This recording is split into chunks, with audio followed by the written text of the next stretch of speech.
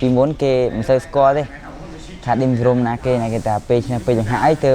ពុកម៉ែបងញ៉ាំស្គាល់តិចហើយ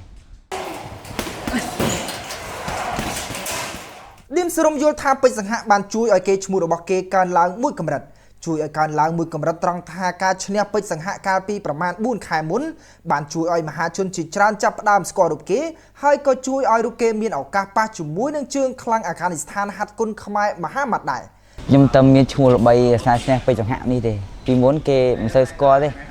ថាឌីមសរមណាគេណាគេថាពេលឈ្នះពេជ្រសង្ហក់អីទៅពុកម៉ែបងញ៉ាំស្គាល់តិចហើយអញ្ចឹងកាលពីមុនប្រកួតមួយពេជ្រសង្ហៈសរុបគិតថាខ្លួនឯងសូវមានគេទទួលស្គាល់ច្រើនទេបាទសូវមានហ៎ដល់ពេលបន្ទាប់ពីឈ្នះសង្ហៈហើយសរុបសម្លឹងឃើញមិនដែរ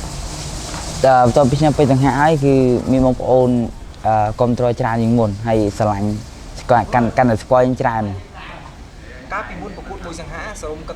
គិតក្នុងចិត្តអាចថាពេលហ្នឹងយើងមិនទាន់និយាយចេញតែយើងអាចលាក់ក្នុងចិត្តថាបើសិនជាឈ្នះរំពឹងថានឹងខ្លួនឯងកាន់តែមានគេឈ្មោះហើយគេទទួលស្គាល់ในការហ្នឹងមានគិតក្នុងចិត្តកូនគិតដែរបងព្រោះពេជ្រសង្ហៈណាគេមិនស្គាល់គាត់ព្រោះគាត់ជាកីឡាករម្ដាប់មួយហើយពេលគេភូកងហ្នឹងគេយកពេជ្រសង្ហៈច្រើនណាគេ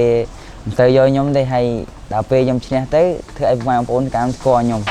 ហើយខ្ញុំក៏មានភាពល្បីល្បាញខ្ញុំចាំត្រង់គាត់បងព្រោះដឹងថាគាត់អដៃយើងទេយើងចាំកាត់គាត់បើមួយដឹងថាកម្លាំងចាញ់គាត់ហើយបើយើងទៅប្រូចមួយគាត់គឺមិនឈ្នះគាត់ទេយើងមានតែយើងរកវិធីផ្សេងកាលហ្នឹងបើតាមបងមើលកាលហ្នឹងមើលតាម live ទេដូចជាពីទឹកកន្លងមកសង្ហៈឈាមដេញបុកយើងខ្លាំងហ្នឹងមែនទេបាទគាត់ប៉ុន្តែវាយយើងគឺជាអត់ចូលសិចអីហ្មងទេយើងចេះបិទនោះហើយមួយគាត់ដឹងថាខ្ញុំស្ទើរស៊ឺបានគាត់ដេញវាយខ្ញុំតែយើងកាលនោះមានយុទ្ធសាស្ត្រអីដើម្បីទប់ទល់ជាមួយនឹងសន្ទុកទឹករបស់សង្ហៈ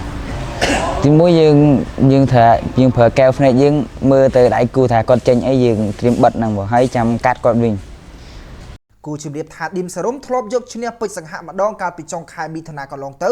ដោយកាលនោះរូបគេបានវាយកែងឲ្យពេជ្រសង្ហៈបែកហើយត្រូវបានអាជ្ញាកណ្ដាលបញ្ឈប់ការប្រកួតនៅក្នុងទឹកទី3នៅសង្វៀន Extreme Cambodia ជាណាគូនេះក៏មានមហាជនជាច្រើនចង់ឲ្យជួបគ្នាម្ដងទៀតដែរដោយយល់ថាការឈ្នះចាញ់លើកនេះមិនទាន់ដាច់ស្រេច